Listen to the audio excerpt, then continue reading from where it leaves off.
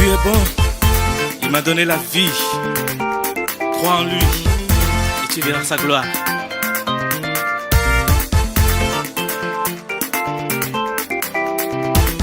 Jésus est bon, il m'a donné la vie.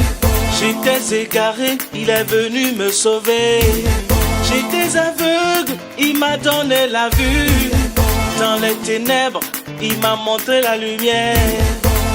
Par ses mains, il me guidait. Dans ses bras, il me protégeait. Même quand je n'avais plus d'espoir. Gloire à Dieu. Nous sommes heureux de cette grâce que Dieu nous a accordée. Il a permis que nous puissions utiliser sa parole pour nous instruire les uns les autres. Parce que Jésus nous a montré que la parole qu'il a envoyée, il y a un enseignement là-dedans. Et après son retour, après son départ, il laissera son esprit, que son esprit nous enseigne. Ainsi, les gens vont se tenir et être utilisés par le Saint-Esprit pour enseigner. C'est sur cette parole que nous sommes là pour accomplir. J'aimerais que vous écoutez Dieu. Ces propos ne nous appartiennent pas. C'est la parole de Dieu. J'aimerais vous la partager. Et ensemble avec vous, écouter et l'obéir. Pour dire que l'enseignement est important. Des gens ont été instruits. Ils ont eu des biens, ils ont battu des étages. Des gens ont étudié. Ils ont eu des biens. Et ils roulent dans des voitures. Et ils ne marchent plus à pied. Voilà ce qu'un enseignement peut faire. Ainsi, j'aimerais vous montrer. Voilà cet enseignement. Le thème, les derniers seront les premiers. Cela dépend de l'homme et pas de Dieu. Jésus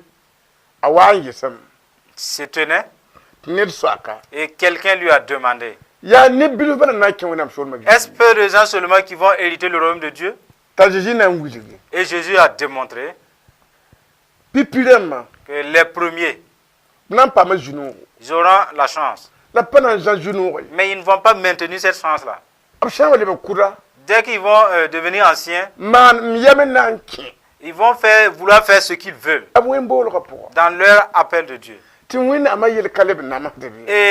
la question de Dieu ne les préoccupe plus.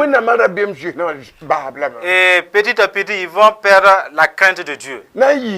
Ce serait obligé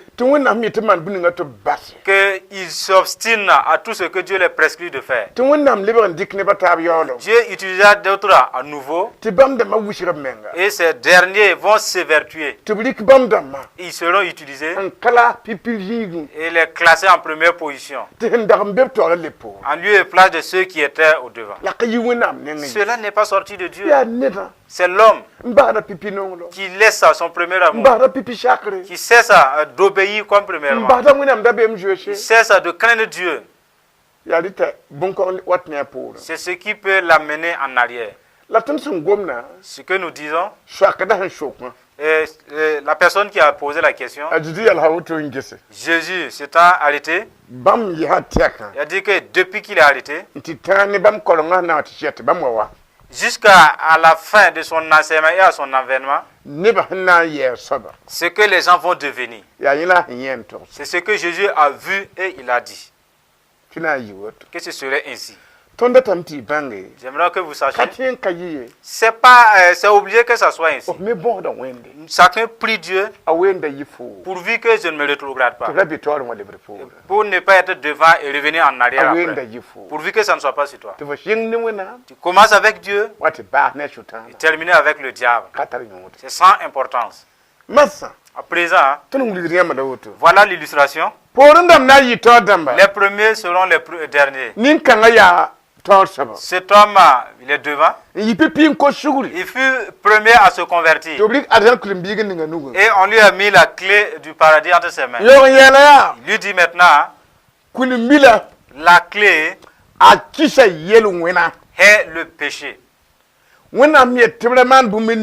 Tout ce que Dieu interdit de faire, si jamais tu le fais, la clé se perd depuis ta main. Et tes yeux naturels ne peuvent plus retrouver ces clés-là. Et si jamais tu retournes à Jésus, tu lui demandes que tu es en infraction et tu te répands, il viendra remettre la clé de nouveau entre tes mains afin que tu puisses recommencer à marcher. Les premiers seront les derniers. C'est ce qui est arrivé à Noé.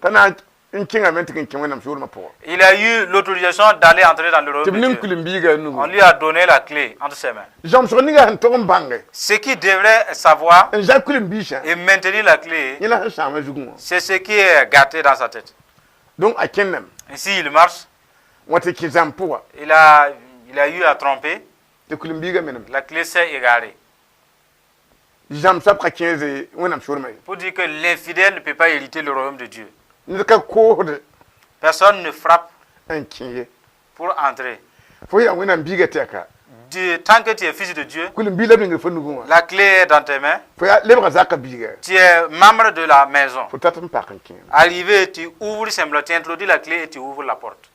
Ainsi, si les péchés font égarer ta clé, arrivé, puisque tu n'as pas une clé, même si tu frappes, personne ne va t'ouvrir. Ainsi, cet homme, il a commencé à s'eniveler. Et la clé s'est égarée. Persévérer. Il a commencé à faire la fornication. Et la clé s'est égarée. Et ça ne fait que s'enfoncer davantage. Et le gars persévère. Une bagarre s'est levée. Il dispute contre sa femme et contre ses enfants. Et alors il ne demande pas pardon à Dieu. Il ne pardonne pas aux enfants aussi. Pas non plus à sa femme. Et la clé qui s'est égarée. Et toutes les offenses qu'il s'accumulent. Ces offenses ne font que enfoncer la clé davantage. Ceux-là qui ne se confessent pas, qui ne se sanctifient pas, la clé qui s'est égarée à partir de leur première offense, et les derniers péchés sont venus couvrir davantage pour fouiller jusqu'à retrouver la clé. Je vous dis que c'est difficile. Quand il va se rappeler le premier péché qu'il a commis, et à partir de ce péché, la clé s'est égarée, et il a continué de faire un second péché. Ce péché est venu superposer à cette clé égarée. Il continue à faire un autre péché, et ce péché vient s'entasser dessus. Cela fait que d'aucuns peuvent aller se sanctifier sans pouvoir retrouver la clé. Pourquoi? Parce que s'il confesse 2 péchés, et pourtant il a commis au moins 5 péchés, et qui étaient sur la clé, il n'a fait que dénuder 2 péchés. Pour lui, il dit qu'il s'est sanctifié. Et il y a toujours 3 péchés qui superposent toujours la clé. Vous voyez? Pour dire que la sanctification, c'est une question journalière. Pour que votre clé ne s'enfonce pas très loin. Et nous vous amenons ici. Cet homme est venu un peu tard. On lui a montré les clés que tu reçois. Si tu commets la fornication ou la débauche, la clé tombe de tes mains. Et si tu ne respectes pas, après avoir commis la débauche, tu pars voler encore. Que ce soit à Dieu que tu as volé, ou bien c'est au service que tu as volé. Et ce péché devient comme un manteau pour venir couvrir. Et c'est dispute que tu t'es mêlé. Ça aussi, c'est une autre forme de couverture. Ils viennent couvrir les clés perdues déjà. Tu allais critiquer. Les critiques deviennent une forme de couverture. Et venir couvrir en plus. Alors, puisque ces couvertures s'entassent, tu devrais savoir que le premier péché t'a fait égarer la clé. Maintenant, les seconds et les suivants deviennent comme des couvertures pour s'entasser. Tu devrais savoir que tu dois confesser chaque péché qui est une couverture jusqu'à obtenir la clé et la saisie. Voilà pourquoi vous ne devrez pas entasser les péchés avant d'aller vous confesser. Et cet homme, en marchant, il tombe dans le vol. La clé s'égare. Il le connaît. Et cela n'est pas dit avec la parole de Dieu. Il passe les serviteurs de Jésus par confesser. Voilà, j'ai volé. Je suis venu me repentir. En ce moment, après que le serviteur ait prié pour lui, la clé qui était tombée revient entre ses mains. Parce qu'il a honoré la parole de Dieu. Commence à marcher de nouveau. À un certain moment, il se met en colère. Et la clé s'égare de nouveau. Il pardonne à son adversaire. Il demande pardon à Dieu pour sa colère. Puisqu'il a honoré la parole, la clé réapparaît et vient entre ses mains. Commence à marcher de nouveau. Jusqu'à continuer un peu devant. Il a eu envie de boire, prendre l'alcool. Il part se payer une bouteille de bière. Et la clé reste là-bas, elle s'égare. Il reconnaît qu'aucun ivrogne ne va hériter le royaume. Il se répand. Et la clé retourne entre ses mains. Et en continuant un peu plus devant, il s'est trouvé qu'il a vu de l'infidélité, une tromperie. Et l'argent qu'il allait avoir, son cœur même lui témoigne que c'est de l'infidélité. Et malgré tout, il perd sa conscience pour aller faire. Et à cause de ce péché, la clé s'égare. Il part se repentir. La clé retourne entre ses mains. Et ça marche vers le ciel en forme de dents de scie. Du fait de ses péchés, il s'arrête pour se sanctifier et se purifier. C'est vrai qu'il va durer avant d'arriver, mais dès à son arrivée, grâce aux clés, il ne va pas prendre la peine de frapper à la porte. Il va introduire la clé, ouvrir et y entrer. Et quant à celui-là qui n'a pas sa clé, il va arriver tôt, mais il va rôder. Parce que lui, il ne se fiait pas de stop. Il fait que passer. Il passe. En ce moment, celui qui est arrivé en dernière position, il va ouvrir la porte et entrer. Il va tourner le bâton pour le fermer. Pour regarder à celui-là qui n'a pas la clé là. Vous n'avez pas eu accès à y entrer? Et il referme le bâton. Et toujours joyeux. Mes frères, ce que je vous dis, c'est clair. Dieu m'a révélé des jeunes de Dieu brisent le feu de stop de Dieu. Les jeunes même, des jeunes vaillants de Dieu brisent le feu de stop. Et d'autres même se regroupent, toujours dans la vision. Dieu m'a montré les panneaux de stop arrêtés. Les jeunes garçons, les jeunes filles ne font que briser ces panneaux, ces feux de stop. Pour dire qu'ils ne respectent plus au commandement de Dieu. Mais dès qu'un feu de stop est brisé, chacun peut faire ce qu'il veut. Maintenant, il y a la mort, des accidents. Vous voyez, la vigilance et vous sanctifier pour ne pas franchir les feux de stop en rouge fera en sorte que ta clé ne s'égarera pas. Et plusieurs des derniers seront des premiers. Ainsi, écoutez bien. C'est dans Luc, chapitre 13, verset 22 à 30. L'évangile selon Luc, chapitre 13. Nous allons essayer de le lire si vous y êtes.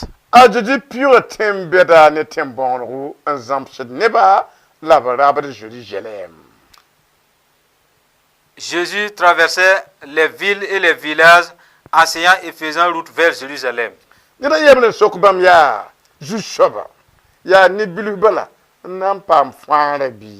Quelqu'un lui dit, Seigneur, n'y a-t-il peu de gens qui soient sauvés? Il leur répondit, efforcez-vous d'entrer par la porte étroite, car, je vous le dis, beaucoup chercheront à entrer et ne le pourront pas. Quand le maître de la maison sera levé et aura fermé la porte, et que vous, étant dehors, vous commencerez à frapper à la porte en disant, Seigneur, Seigneur, ouvre-nous. Il vous répondra, je ne sais d'où vous êtes. Alors vous vous mettrez à dire, nous avons mangé et bu devant toi et tu as enseigné dans nos rues. Et il répondra, je vous le dis, je ne sais d'où vous êtes. Retirez-vous de moi, vous tous ouvriers d'iniquité. C'est là qu'il y aura des pleurs et des grincements de dents.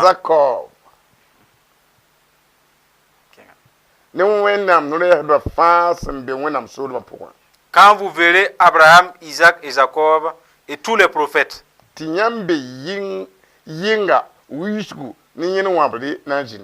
dans le royaume de Dieu, et que vous serez jetés dehors. Il viendra de l'Orient et de l'Occident, du Nord et du Midi.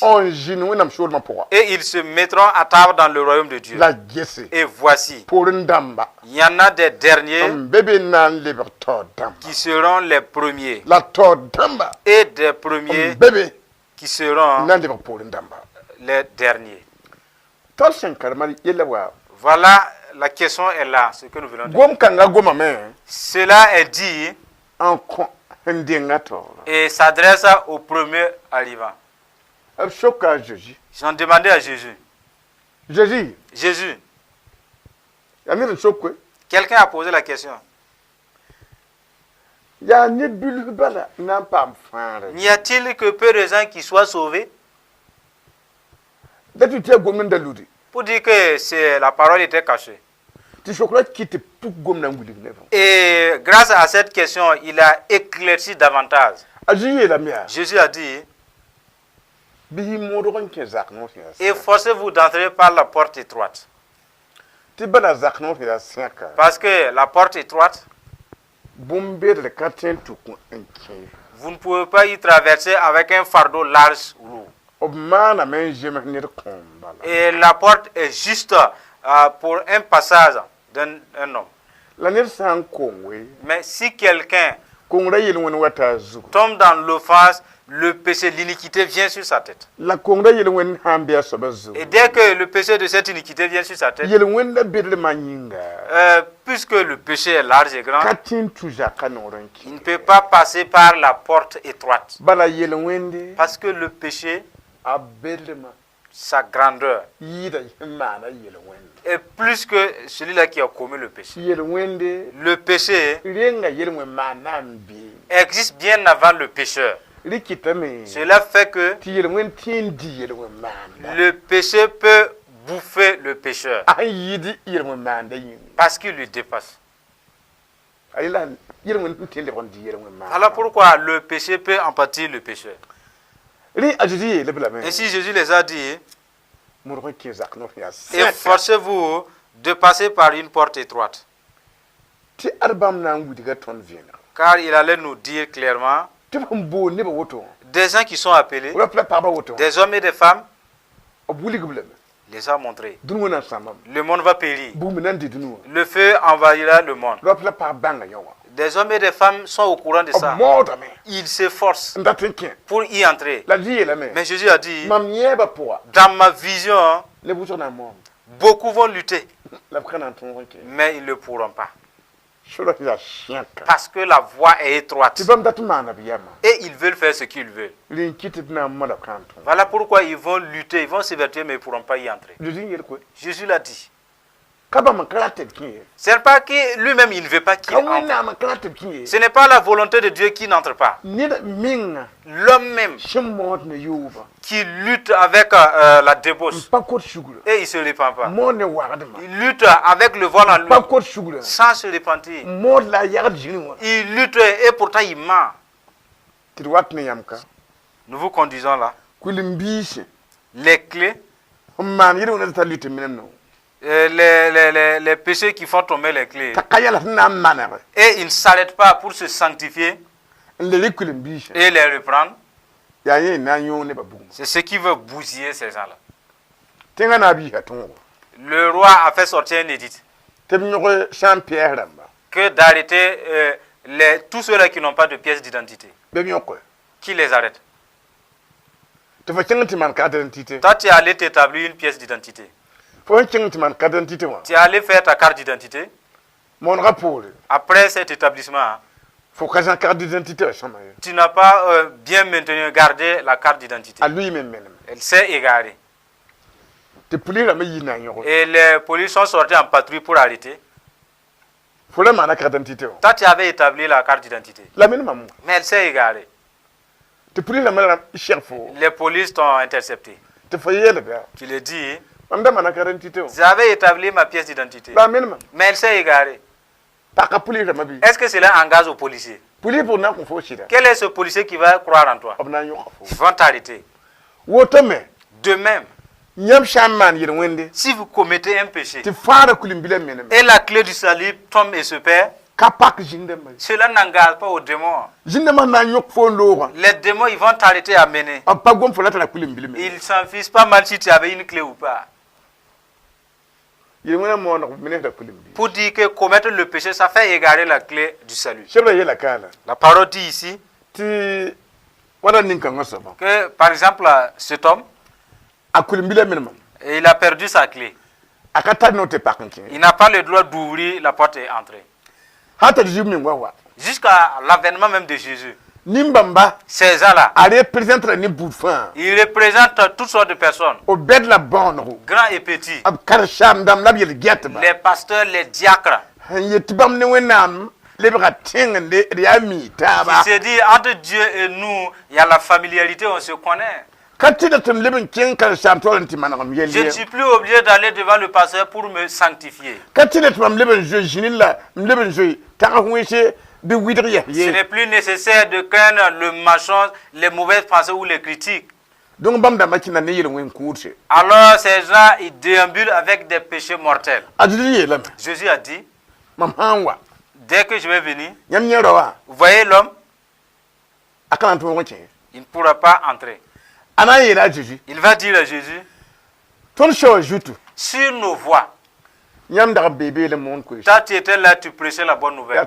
C'était devant nous. Toi, tu enseignais les gens sur nos voies. Oui. Et j'ai dit, et pourtant je ne te connais pas. Sur nos voies. Toi-même, tu nous as enseigné d'être fidèle envers toi. C'est toi qui as enseigné de ne pas commettre la débauche. De ne même pas mentir. Tu nous as dit d'être fidèles les uns envers les autres. Tu nous as recommandé de ne pas nous disputer. C'est toi qui nous as instruit tout cela. Heureux ceux-là qui procurent la paix. Et Jésus dit, pourtant, je ne sais pas d'où vous venez. Il est toujours sur ses propos. Ce que je vois, vous êtes des gens d'iniquité. C'est infidèle en plus des iniquités. Et à cause de ces iniquités, il ne pourra pas rentrer dans le royaume de Dieu. Sa foi ne peut pas forcer Dieu à oublier ses iniquités et les laisser entrer. La foi suit la loi de Dieu. C'est là la foi essentielle et importante. La foi qui fait fi du péché, cette foi meurt bouffée par des termites. La foi qui fait fi du péché, de telle foi, il ne peut pas bénéficier de la bénédiction céleste. La foi qui craint le péché, c'est quelqu'un qui a la crainte de Dieu en soi. Ces gens, ils craignent le péché. Dès qu'ils tombent, ils tremblent. Ils ne veulent même pas demeurer longtemps dedans. Ils se dépêchent pour se confesser, afin que ces iniquités leur soient ôtées. Il y a des gens qui ne craignent même pas cette parole. Vous, méchants et gens d'iniquité, dans la maison. Et vos agissements font que la femme pleure sans cesse. Et les enfants même n'ont plus peur de papa. À cause de ces disputes. Et ces œuvres sont méchantes. C'est des œuvres fanatiques. Mais ils ne craignent pas la parole. Mais il y a des larmes dedans. Jésus a dit, ceux-là qui ne se sanctifient pas et qui continuent avec les iniquités, je vais vous dire ce que j'ai vu. C'est ce que je vais vous dire. La parole que vous voyez, des gens viendront de l'Orient, obéir et se sanctifier. Des gens seront de l'Orient, ils vont obéir et se sanctifier. Des gens du Nord, ils vont obéir et se sanctifier. Et des gens du Sud vont l'obéir. Vous qui n'allez pas aller, vous le verrez. Il ne va pas vous empêcher de ne pas voir. Vous verrez Abraham. Et tous les vainqueurs, ceux-là qui se sont sanctifiés, qui seront à table avec Abraham. Après cela, vous serez dans le lieu de grincement de dents. Vous voyez?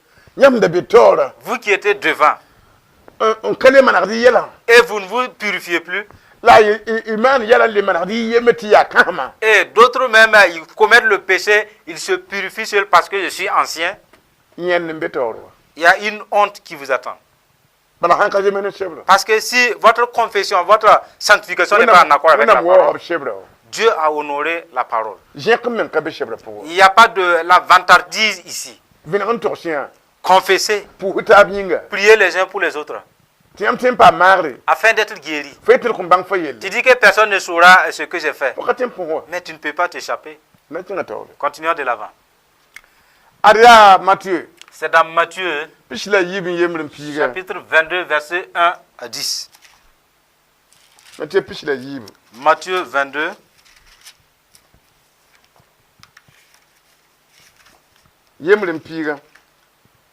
verset 1 à 10.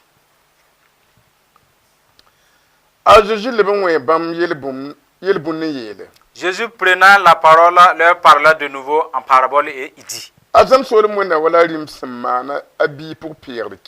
le royaume des cieux est semblable à un roi qui fit des noces pour son fils.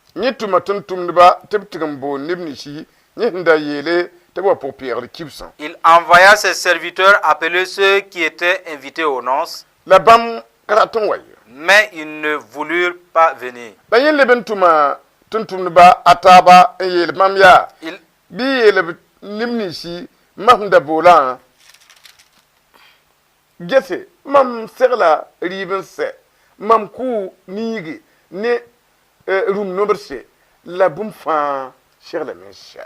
Il envoya encore d'autres serviteurs en disant: dites aux conviés, voici j'ai préparé mon festin, mes bœufs, mes bêtes gras sont tués, tout est prêt, venez aux noces. Venez aux noces. Mais sans s'inquiéter de l'invitation, il s'en allait. Celui-ci a son champ, celui-là a son trafic.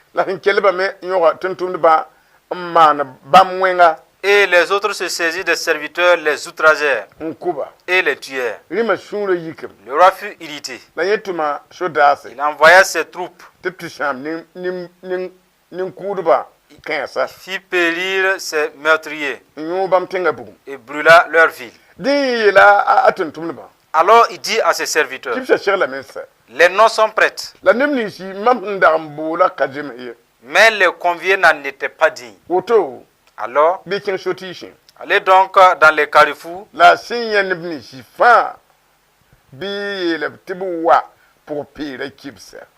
appelez aux noces tous ceux que vous trouverez.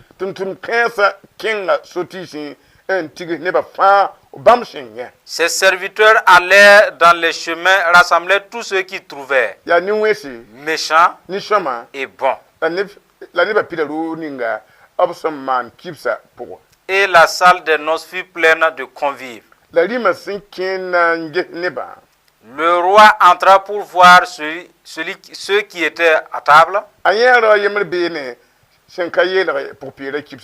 il aperçut là un homme qui n'avait pas revêtu un habit de noces. Il lui dit: mon ami, comment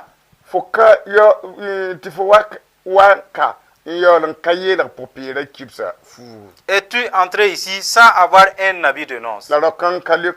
Cet homme eut la bouche fermée. Alors,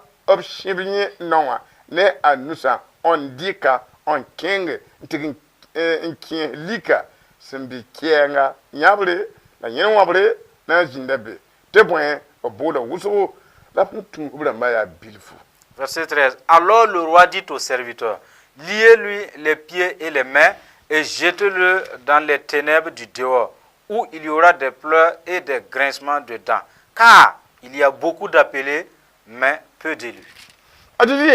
Jésus nous a dit: et ceux dont il est venu appeler sur terre, des hommes et des femmes, il va les utiliser et donner un exemple.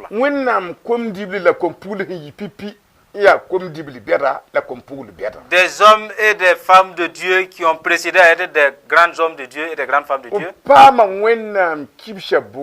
Ils ont eu la vocation, l'invitation aux noces de Dieu.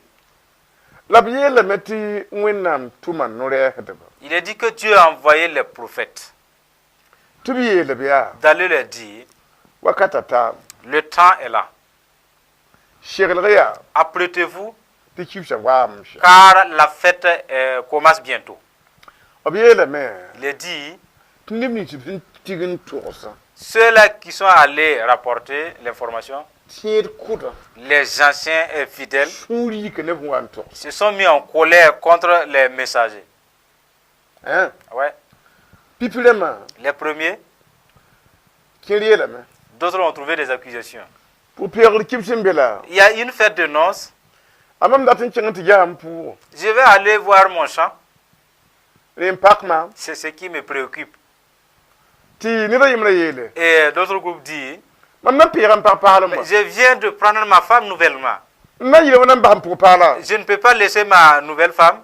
et aller à une fête de noces. Et l'autre dit, je viens d'ouvrir ma boutique. Je vais aller vendre pour avoir de nouveaux clients. Alors ces gens, chacun a pris sa voix. Et le reste se sont levés, tué certains de ces messagers pour dire que le fait de tuer, vous croyez qu'ils vont se lever avec des couteaux et les tuer. Et après avoir dit la vérité, ils vont les haïr. Et la parole dit, si tu es ton frère, tu es un meurtrier. Tu l'as tué, voilà pourquoi tu l'as haï. C'est la haine, parler de la haine. Tu es le messager de bonne nouvelle. Toi, tu es devenu un meurtrier. Vous voyez? La parole de Dieu dit que sa maison sera de la sorte. Puisque la maison est comme telle, l'œuvre est finie dans la maison. Il n'y a plus de vie dedans. Dieu dit, il va envoyer des gens. Maintenant, à l'intérieur de l'église, tout est gâté. C'est une maison de débauche, une maison de vol, une maison de mensonge, une maison de haine, une maison de non-pardon, une maison de non-repentance, une maison d'infidélité sur les dieux. Puisque c'est ainsi, je ne peux plus les utiliser. Je ne peux plus les enlever. Vous allez partir dans les carrefours. Qui que vous verrez, dites-lui que Jésus est sauveur. Et faites tout que ma maison soit remplie. Allez-y même dans les marchés. Dites à ceux-là qui sont au marché de venir afin que ma maison soit remplie. Allez vers les jardins. Allez-y le dire. Cessez d'arroser vos jardins. Venez pour que ma maison soit remplie. Parce que les premiers invités se sont obstinés. C'est une parole prononcée. Et parce que le diable va posséder les gens. Et ils vont se moquer de leur vocation. Ils vont se moquer de leur appel de Dieu. Et ces moqueries vont retomber sur eux. Et entre eux et Dieu, il y aura inimité. Et la parole dit, ils vont envoyer une troupe après leur foutaise. Et que les villes soient brûlées. Ils parlaient de ce monde. Parler de ce monde. Parce que ceux qu'on est allé inviter, il est dit 16 ans, ils ont entendu et qui devraient se sanctifier. Quand ils se sont convertis, ils se sanctifient. Il a dit qu'il fut nombreux, mais il y a un qui s'est fraudé pour y entrer. C'est lui-là. Jésus est entré pour sillonner. Dieu a trouvé. Il n'avait pas l'habit de noces. C'est l'habit qui lui a distingué. Il avait un habit de péché. Et Jésus lui demande, mon ami, comment es-tu venu ici sans porter des vêtements de noces? La parole dit qu'il y eut la bouche fermée. Et le roi dit, liez-lui la main, liez les pieds. Il y a une voix de l'enfer là-bas. Jetez-le au lieu de grève. Quelqu'un qui ne se sanctifie pas. Jésus dit, liez-lui les pieds. À cause du péché, liez-lui les mains. Et même les pieds. Jetez-le au lieu de grincement de dents. Vous voyez? Vous dites que le péché, on ne va pas s'en amuser. Tant que le peuple de Dieu ne s'humilie pas et bâtit des maisons de confession, des maisons de sanctification et prie que Dieu envoie l'esprit de sanctification et remplit les diacres. Et maintenant, vous décortiquez le péché. Et les gens, après avoir entendu, sortent pour se confesser. Il n'y a pas de réveil. Il n'y a que la mort qui va venir. Il n'y a pas d'autre issue. Seule la repentance amène le réveil sur terre. progressons avec vous. C'est dans Apocalypse. Chapitre 21, versets 5 à 8. Apocalypse 21, 5 à 8. Et celui qui était assis sur le trône dit: Voici, je fais toutes choses nouvelles. Et il dit: Écris, car ces paroles sont certaines et véritables. Et il me dit: C'est fait. Je suis l'alpha et l'oméga, le commencement et la fin. À celui qui a soif, je donnerai de la source d'eau, de l'eau de vie gratuitement. Celui qui vaincra héritera ces choses. Je serai son Dieu, sera mon fils. Mais pour les lâches, les incrédules, les abominables, les meurtriers, les impudiques, les gens chanteurs, les idolâtres, tous les menteurs, leur part sera dans l'étang ardent de feu et de soufre, ce qui est la seconde mort. Voilà les conséquences quand vous perdez vos clés. Dès que votre clé se perd, Dieu ne vous donnera pas un courage, comme si vous demeurez toujours en lui. Vous êtes un chrétien mais lâche. Voyez, votre courage prend fin. Dieu dit: la nation c'est fini. C'est en or. Mais pas tous ceux-là qui entendent qui vont y entrer. Seuls ceux-là qui vont obéir, qui vont entrer. Voilà pourquoi il est dit ici: écris, parle. Que les citoyens des cieux ont décidé de dire: ils ne vont pas permettre que l'incrédule y entre, que le lâche y entre. Même l'idolâtre ne peut pas y entrer. Aucun impudique ne va y entrer. Aucun méchant ne va y entrer. Pas même un menteur. Et même pas un devin.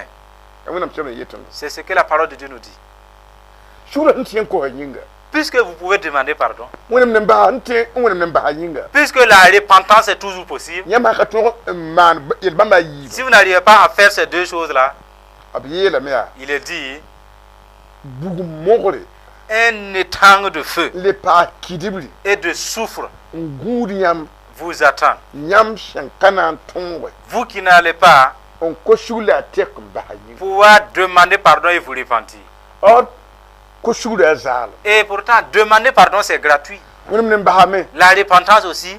En abandonnant le péché, vous ne perdez pas votre sang. Pourquoi vous bousillez de la sorte? Personne, en abandonnant l'impudicité, il verse son sang. En cessant de mentir, vous n'allez pas verser votre sang. Personne ne va cesser d'être incrédule et verser son sang. Votre sang ne coulerait pas tant que si vous cessez d'être en santé. Et en abandonnant une vie d'abominable, vous n'allez pas faire couler votre sang. Ce que Dieu vous demande de faire, c'est à votre portée. Mais pourquoi vous bousillez de la sorte? Et cette grâce est parmi vous. Pas parmi les animaux sauvages. Même pas parmi les oiseaux. Même pas parmi les reptiles. Même au fin fond de la mer. C'est parmi les êtres humains. Et c'est même pas tous les êtres humains qui sont appelés. Pourquoi vous êtes un chrétien? Vous avez cette grâce. Et vous vous amusez avec. Vous mettez Dieu en colère pour aller en enfer. Si vous manquez le ciel, vous vous êtes fait du tort. Nous progressons avec vous. Et juste le verset 27. La boum linga fa si ya rerdo wala manwenga wala yard jiri kon kebeye ya nemi sibi chengule pebi la vie mchibra pour bala nan kebe. Il n'entrera chez elle ni rien de souillé, ni personne qui se livre à l'abomination et au mensonge. Il n'entrera que ceux qui sont écrits dans le livre de vie de l'agneau. Tout cela qui est abominable, le diable a lu. Il a entendu que les citoyens de ce dit, tout ce qui est souillé, ils ne vont pas entrer dans le royaume de Dieu. Le diable et les démons ont dit, si c'est ainsi, que tout ce qui est souillé ne peut pas y entrer, qu'allons-nous faire pour les empêcher d'y entrer? Nous allons les posséder avec l'esprit d'impudicité. Ils vont abaisser les femmes et faire des rapports avec. Et ils vont pratiquer la fellation. Les femmes vont pratiquer la fellation. Ainsi, c'est une œuvre de souillure. Et ils ne vont pas s'échapper au feu de l'enfer. À l'entrée, ils seront chassés. Parce que les récipients de leur péché les attendent là-bas. Ouais. Tout ce qui est mensonge et jurer pour vendre, jurer et payer. Vous dites et ce n'est pas la vérité. Et aussi leurs récipients sont à l'attente à la porte. Maintenant, si vous le savez, par avant, vous demandez pardon et vous répandez. Sinon, ce n'est pas bien pour vous qui êtes nés. Vous qui êtes nés. C'est une grâce qu'on vous accorde. Et nous progressons. Et nous vous lisons dans Apocalypse 22, 14 à 16. Barak be ne ni shishim pek de futu ndatum pam nore ne vim tira labtu tenga noe en tenga poa. Heureux ceux qui lavent leur robe afin d'avoir droit à l'arbre de vie et d'entrer par les portes de la ville. Ni yoda ne barba, les chiens, les gens chanteurs, ni yarba, les impudiques, ni kurba, les meurtriers, la bonane pourba, les idolâtres, et quiconque aime la fin yarad jini wa fin et pratique le mensonge dehors. Maman Jésus, moi Jésus, j'ai envoyé mon ange pour vous attester ces choses dans mes églises. Je suis le rejeton et la postérité de David, l'étoile brillante du matin. Voici les propos au fin fond du cœur de Jésus pour vous montrer l'importance de mon sang pour vous. Heureux celui-là qui lave ses robes. Ce n'est pas à l'eau naturelle que vous buvez, vous lavez vos vêtements. Il s'agit du sang de Jésus puissant qui broie le péché, qui broie le mensonge, qui broie l'impudicité, qui broie le meurtre. Qu'il a dit que si tu arrives à confesser et devant ceux-là qui ont l'esprit de pardon, une puissance détruira les péchés et tu entreras dans la bénédiction. Il est dit, si tu peux résoudre cela avant même ta mort, et tu es béni. Tu es quelqu'un de béni. Ta connaissance est bénie. Continuez en disant, je vais vous dire clairement, les chiens ne vont pas hériter le royaume. Un chien, si tu le fais du bien, il ne te rend pas. Un méchant, il te désire du mal. Il désire du mal aux autres. C'est le diable qui sème cela dans le cœur, d'être méchant, et que Dieu les chasse. Si vous êtes méchant, vous faites attention et vous repentez d'avoir fait la méchanceté et détournez-vous. Il est dit, les gens chanteurs, des hommes et des femmes dont l'esprit du diable les ont possédés, et ils sont des médiums. Ils écoutent les lutins. Si vous amusez avec eux là, vous n'allez pas voir Dieu. C'est eux-là qui ont fait que nos parents ont resté dans la colère de Dieu. Continuez en disant, les impudiques, ils ne vont pas rentrer dans le royaume. Et le diable a envoyé l'abomination Et l'impudicité plaise aux gens plus que le mariage normal. Pour que les gens ne puissent pas entrer dans le royaume de Dieu. Voilà pourquoi. Et se marier deviendra quelque chose de honteux. Et l'impudicité deviendra la gloire. Jusqu'à avoir même des voitures d'impudicité, des maisons d'adultère. Une femme a commis l'impudicité avec un croyant. Le fidèle est allé lui payer une parcelle et l'aider à construire. Si jamais il demande l'argent, et s'il demande et puis Dieu refuse de lui donner, d'aucuns disent que Dieu n'a pas fait du bien à ce temps. Il te demande l'argent et il ne te donne pas. L'argent est venu. Qu'as-tu fait? Quelque chose de méchanceté. C'est ça important. Il y a des gens qui s'occupent plus de la prostituée que de sa propre femme. Et ces gens-là, l'enfer est sévère avec eux. Parce que sa femme lui maudit. Sa femme même n'est pas d'accord avec lui. En ce moment, puisque sa femme lui juge et que la femme est toujours dans la vérité, Dieu demeure avec la femme. Vous voyez? Il va falloir faire attention. Continue en nous disant, ceux-là qui sont des idolâtres, ils ont taillé une image à la forme humaine, homme ou femme, et vous êtes devant la statue pour l'adorer. La parole dit, n'eût été par la repentance sincère, les citoyens des cieux les refusent. Il continue en disant, quiconque aime le mensonge et quiconque pratique le mensonge, j'envoie mon âge pour vous informer, aux cieux vous êtes refusés. Par exemple, on vous asperge l'eau et il vous dit que vous êtes lavé. Et vous ne vous êtes pas lavé. Vous voyez? Jésus dit, celui qui a aspergé, disant qu'il s'est lavé et il ne s'est pas lavé, tu as menti. La personne ne s'est pas lavé. Parce que ses pieds ne sont pas mouillés. Et même son visage n'a pas été lavé. Son dos n'a pas été mouillé. Ben, si c'était un et tout devrait être mouillé. Puisqu'il ne s'est pas lavé, on lui dit qu'il s'est lavé. Il a dit, celui qui a aspergé est un menteur. Et celui sur qui on a aspergé aussi, et on lui dit qu'il s'est lavé, il ne s'est pas lavé. Lui dit, je me suis lavé.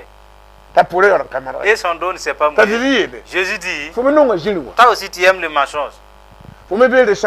Tu es dans le recensement. Il s'est levé pour organiser cette fête mensongère. Parce qu'il s'est lavé. Et il ne s'est pas lavé. Et les fidèles qui ne marchent pas avec la parole se lèvent pour aller saluer ce faux baptême-là. Ces gens sont recensés en plus. Toi aussi tu aimes le mensonge. Pour dire que la destruction n'est même pas aussi difficile. Il est plutôt difficile de les arranger. Si vous ne vous détournez pas et revenez dans la vérité, par cette révélation qui se révèle, et si vous laissez cette opportunité, le problème vous attend devant. Vous voyez? Arrivé, ils vont vous dire, vous avez entendu ce que le pasteur a dit? On en a entendu. Mais c'est comme il avait dit. Il n'y a pas de demi-mesure. Là, le jugement est facile et très simple. Ouais. Obéissez à la parole. C'est l'ange qui est venu attester ces choses. Vous voyez? Nous progressons toujours avec vous. Et nous lisons dans 1 Corinthiens 6, 9. 1 Corinthiens chapitre 6, verset 9. Dans ce passage, il est dit, Ne savez-vous pas que les injustes n'hériteront point le royaume de Dieu? Ne vous y trompez pas. Ni les impudiques, ni les idolâtres, ni les adultères, ni les efféminés, ni les infâmes, ni les cupides, ni les ivrognes, ni les outrageux, ni les ravisseurs n'hériteront le royaume de Dieu. C'est la parole qui dit. Je vous conduis là. Lui, il n'a pas une clé. Il a égaré sa clé. Il est dit ici de vous dire clairement de ne pas nous tromper. Les idolâtres. L'idolâtrie a fait égarer sa clé. Les adultères, les efféminés, ils ont perdu leur clé. Ils suivent cet homme-là. Oui. Et les efféminés, les infâmes, les gens qui commettent la débauche avec les femmes, ils ne vont pas hériter. Ils ont perdu leur clé. Ceux qui suivent, les voleurs, ils ont égaré leur clé. Ils ne vont pas entrer. Vous voyez, ceux qui suivent, les cupides, j'en ai mais je ne donne pas. Eux aussi, ils ont égaré leur clé. Ils suivent cet homme. Ils suivent cet homme. La parole de Dieu nous dit, les ravisseurs, vous n'allez pas hériter le royaume. Ouais. Ceux-là qui outragent les autres, eux aussi, ils ont égaré leur clé. Maintenant, l'importance pour vous, vous ne savez pas, puisque vous incitez les gens, vous avez égaré vos clés. Ben, vous le savez. Qu'allez-vous faire à présent? Vous partez. Ce que vous venez d'entendre, vous partez faire part de cela aux serviteurs de Dieu. Vous vous repentez et vous détournez. Vous rentrez, vous allez hériter le royaume de Dieu. Vous voyez? Repentir. Si vous repentez, et si vous retombez à nouveau, allez-y, vous repentez très bien. C'est ce qui va vous sauver. Sinon, vous êtes incapable. Nous continuons l'avant avec vous. C'est dans 1 Samuel 15, 17. 1 Samuel chapitre 15, verset 17.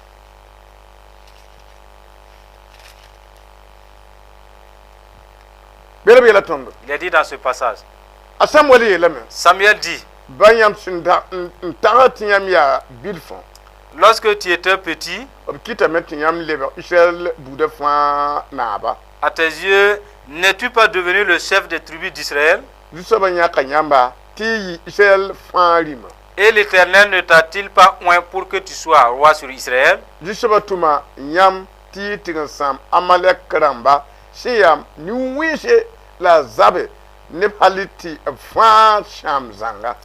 L'Éternel t'avait fait partir en disant, va, aidez-vous par interdit ces pécheurs, les Amalécites. Tu leur feras la guerre jusqu'à ce que tu les aies exterminés. Pourquoi n'as-tu pas écouté la voix de l'Éternel? Pourquoi t'es-tu jeté sur le butin et as-tu fait ce qui est mal aux yeux de l'Éternel? Saül répondit à Samuel, j'ai bien écouté la voix de l'Éternel. J'ai suivi le chemin par lequel m'envoyait l'Éternel. J'ai amené Agar, roi d'Amalek. Et j'ai dévoué par interdit les Amalécites. Mais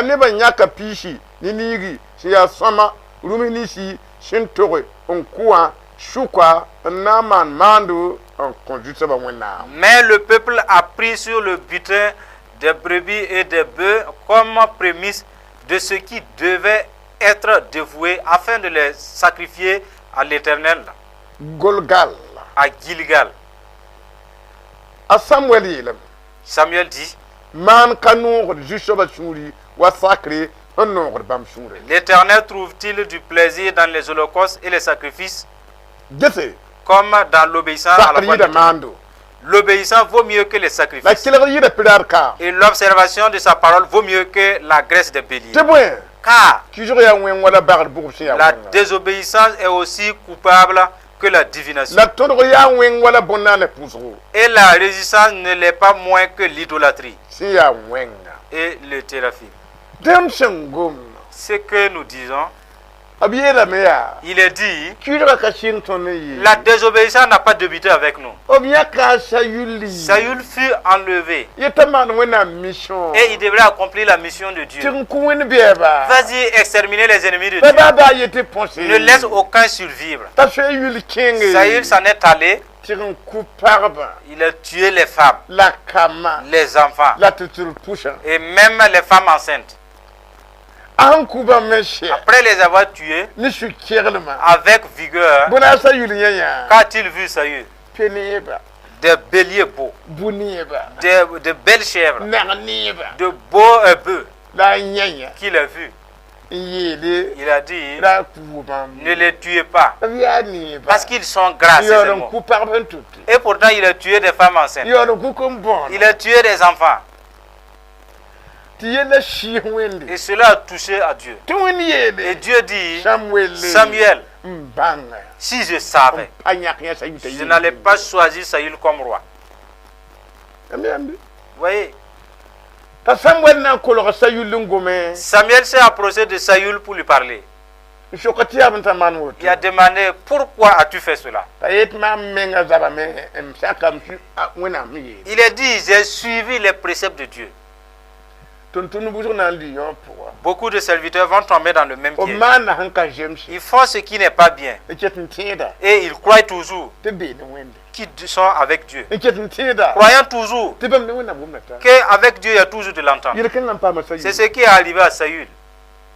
Ouais. Et Samuel dit, ce que tu as fait n'est pas bien. Saül le rétorque. J'ai envoyé leur roi même ici. Des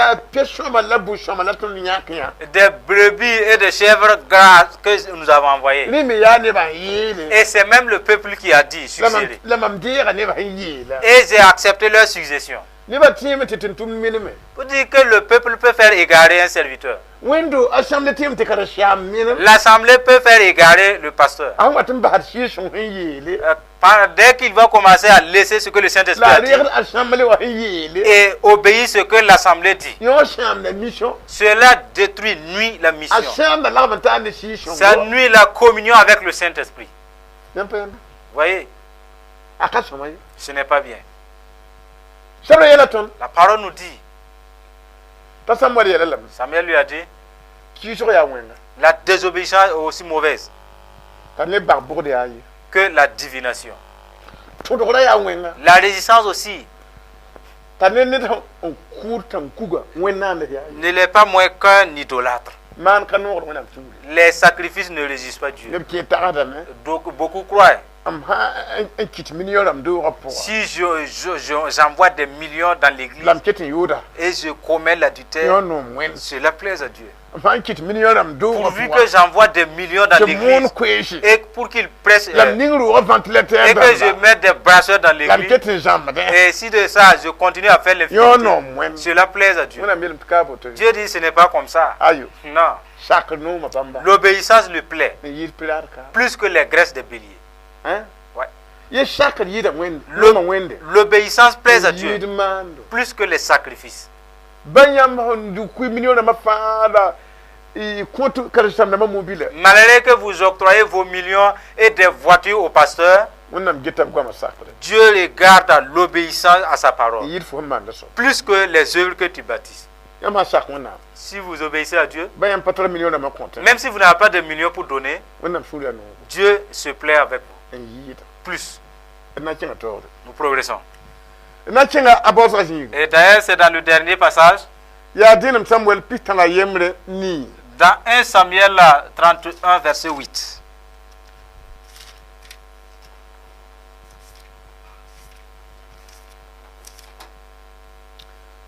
Vekmbero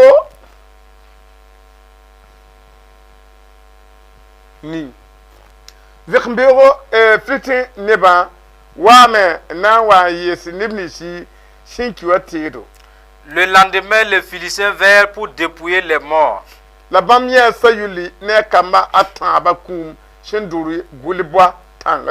Et ils trouvèrent Saül et ses 3 fils tombés sur la montagne de Gilboa. Ils coupèrent la tête de Saül et enlevèrent ses armes.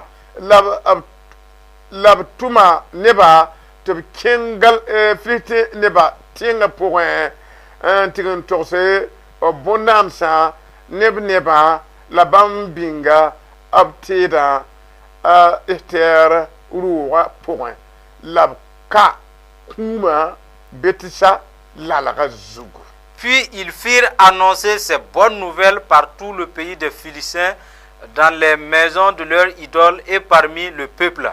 Ils mirent les armes de Saül dans la maison des Astartés et ils attachèrent son cadavre sur les murs de Bethshan.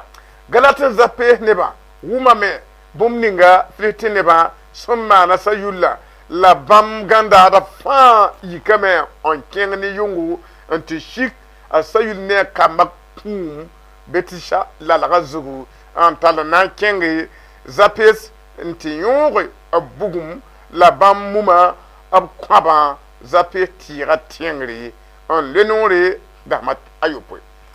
Lorsque les habitants de Jabès en Galade apprirent comment les Philistins avaient traité Saül, tous les vaillants hommes se levèrent et, après avoir marché toute la nuit, ils arrachèrent les murs de Bethshan, le cadavre de Saül et ceux de ses fils.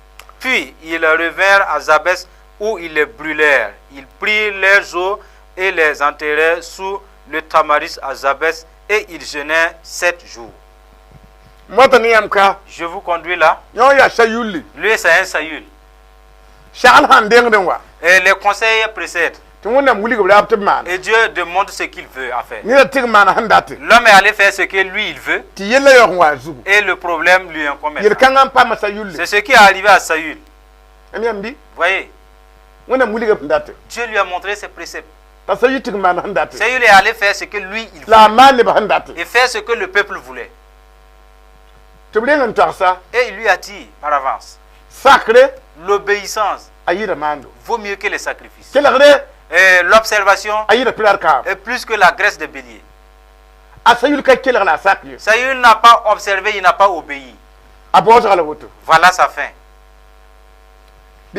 Sachez, Saül est allé au front de bataille. L'Esprit de Dieu n'est pas allé avec lui. Saül et les enfants sont perdus dans la bataille. Et les ennemis les ont tués. Ils sont allés décapiter celui-là qui avait la puissance de l'Esprit de Dieu. Et les gens l'entendaient prophétiser. Et ils se demandaient, Saül aussi est-il un prophète? C'est ce Saül, sa tête, qui a été coupée. Parce qu'il a abandonné la parole de Dieu. Parce qu'il a écouté les hommes et a laissé Dieu. Et Dieu dit, je ne vais plus l'accompagner. Tant que Dieu ne vous accompagne pas dans un front de bataille, et si vous partez, sachez que vous serez coupé la tête. Celui qui avait la puissance de l'Esprit de Dieu et qui a abandonné la parole, c'est à lui que Dieu a abandonné. Beaucoup de serviteurs sont dans ce cas. Ils parlaient en langue. Ils étaient avec le Saint-Esprit. Ils ont abandonné la parole de Dieu, faisant ce qu'ils veulent. Et l'Esprit de Dieu les a abandonnés. Ils sont dans l'église, mais ils ne sont pas en étroite corrélation avec Dieu. Ça, c'est malheureux. Saül fut décapité. Et son cadavre maintenant, ils sont allés mettre sur la muraille. Quelqu'un qui avait l'honneur, qui a été mis sur une muraille. Et sa tête, ils sont allés mettre dans leur maison d'idole dans Astarté. Vous voyez. Après cela, les gens de Jabès à Galate, Il dit, et ils étaient en filiation avec Saül. Et ce que les ennemis l'ont fait, c'est pas bien. Ils se sont levés la nuit. Ils sont venus enlever son cadavre qui était sur le mur. Et arrivés, ils ont mis du bois avec du feu. Ils ont mis le cadavre comme s'ils voulaient griller un poulet. Ils ont grillé le cadavre. Et il a laissé les os. Après, ils ont pris les os maintenant pour en tirer. Quelqu'un qui a abandonné Dieu sa faim. Saül ne fut pas enterré avec sa tête. Il n'a pas été enterré avec sa tête. Voilà abandonner Dieu. Quelqu'un qui a abandonné la parole de Dieu. Quelqu'un qui s'amuse à marcher avec Dieu. Voilà sa fin. Si vous ne craignez pas Dieu, ce n'est pas bien pour vous. Ils ont enterré les os. Et le feu a brûlé la chair. La tête est restée dans une maison d'idole. 3 cas. C'est une mort d'opprobre. Voilà pourquoi la parole de Dieu dit. Et si Dieu retire la vie de celui-là qui ne désobéit, qui va l'aider? Voyez? Si vous imitez Saül, c'est la même récompense. Ne l'imitez pas. En lisant, obéissez. C'est des anciennes voix. Et que de lire la parole sans obéir. Ou même écouter sans la mettre en pratique. Dieu vous dit, fais mon œuvre. Et si tu veux le faire, tu fais ce que tu veux en plus. Ça c'est malheureux. Bâtis mon œuvre. Tu ne veux pas travailler. Ça c'est malheureux. Et ceux-là même qui font, et ils ajoutent leurs propres paroles. Et ils écoutent les propos d'autres aussi. Et pourtant les gens demeurent avec les démons. De tels serviteurs, ils ne peuvent pas vaincre. Écoutez le Saint-Esprit et faire bien l'œuvre. En cela, vous aurez la vie. Nous allons nous arrêter là avec vous. Nous vous rappelons que le thème intitulé les derniers seront les premiers. Cela vient de l'homme et pas de Dieu. Voilà le thème. Mes frères, c'est votre grâce, votre chance. Nous allons prier pour vous. Ce que nous allons dire, répétez après nous.